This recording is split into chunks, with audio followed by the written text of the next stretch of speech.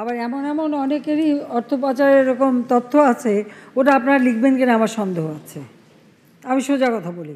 শেখ হাসিনার ঘনিষ্ঠদের অর্থ লোপাট তদন্ত অডিটর নিয়োগ বাংলাদেশ ব্যাংকের।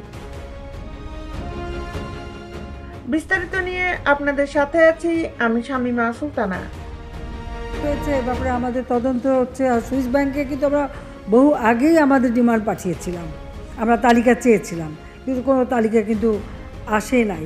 সাবেক প্রধানমন্ত্রী শেখ হাসিনা ঘনিষ্ঠ ব্যবসায়ীদের অর্থ লোপাট তদন্তে EY, ডেলয়েট ও KPMG নামের 3টি অডিট প্রতিষ্ঠানকে নিয়োগ দিয়েছে বাংলাদেশ ব্যাংক। যেসব ব্যাংক থেকে অর্থ লুটপাট হয়েছে সেগুলোতে নিরীক্ষা চালাবে এই প্রতিষ্ঠানগুলো। বাংলাদেশ ব্যাংকের গভর্নর আহসান মনসুর ব্রিটিশ সংবাদ মাধ্যম ফিনান্সিয়াল টাইমসকে এই তথ্য জানিয়েছেন। তিনি বলেছেন, ব্যাংক থেকে হাসিনার ঘনিষ্ঠ ব্যবসায়ীরা $17 বিলিয়ন লুটপাট করেছেন।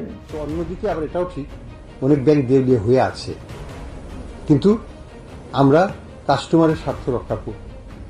সংবাদ মাধ্যমটিকে কেন্দ্রীয় ব্যাংকের গভর্নর আরও জানিয়েছেন, বাংলাদেশ ফিনান্সিয়াল ইন্টেলিজেন্স ইউনিট এসব লোপাট করা অর্থে কেনা সম্পদ ফিরিয়ে আনা এবং এর সঙ্গে জড়িতদের বিচারের মুখোমুখি করতে 11টি যৌথ তদন্ত কমিটি গঠন করেছে। EY ও ডেলয়েট এ ব্যাপারে কোনো মন্তব্য করেনি। অপরদিকে KPMGর সঙ্গে কোনো যোগাযোগ করা সম্ভব হয়নি বলে জানিয়েছে financial Times. Governor Ahsan Mansur জানিয়েছেন, তদন্তকারীরা বাংলাদেশের শীর্ষ 10টি ব্যবসায়ী গ্রুপের বিরুদ্ধে অনুসন্ধান করবেন। একই সঙ্গে শেখ হাসিনা ও তার আত্মীয় স্বজনদের সম্পদও তদন্ত করা হবে। তিনি আরও জানিয়েছেন, শেখ হাসিনার শাসনামলে ব্যাংক থেকে প্রায় 2 লাখ কোটি টাকা লোপাট করা হয়েছে, যা $16 বিলিয়ন সমান। গত 5 আগস্ট ছাত্র জনতার গণ অভ্যুত্থানে দেশ ছেড়ে ভারতে পালিয়ে যায় সাবেক প্রধানমন্ত্রী শেখ হাসিনা। এরপর দেশের বড় বড় জায়গায় পরিবর্তন আসে। এর অংশ হিসাবে ডক্টর মোহাম্মদ ইউনূসের নেতৃত্বাধীন অন্তর্বর্তী সরকার বাংলাদেশ ব্যাংকের গভর্নর হিসাবে নিয়োগ দেয় আহসান মনসুরকে।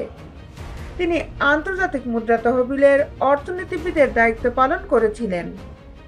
তার উপর দেশের অর্থনীতিকে স্থিতিশীল করার দায়িত্ব দেওয়া হয়েছে। দেশ বিদেশের আপডেট নিউজ পেতে আমাদের সাথেই থাকুন। Justice television, Dhaka.